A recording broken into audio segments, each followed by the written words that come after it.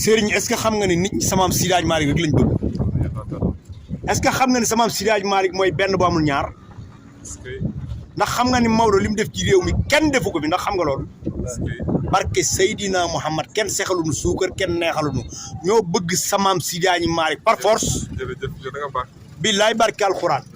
xaw ma samaam Seydi Hadji Malick nu mu meloon mais dégg naa njooloon na rafetoon na tabarkan dégg naa da ngeen a nuróo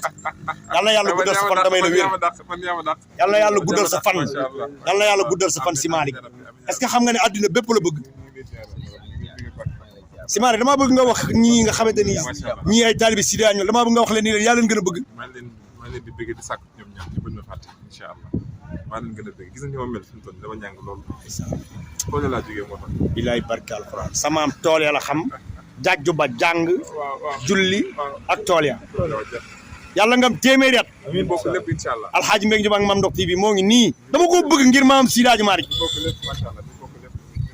ah bilaay barke alxuraan samaam bu du war ak moom lat yaxaraak borom boy lokki laay tudd barke alxuraan amoon naa maam junniy wax wul du saala borom gawdi sa maama teema tudd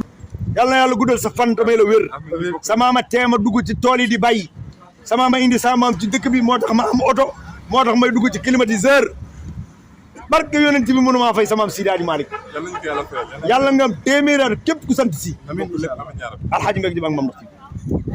si démb xuré ndax wóor na la wóoral yàlla ni taalibi Seydi Hadji Malick yi may seetaan dañ la bëgg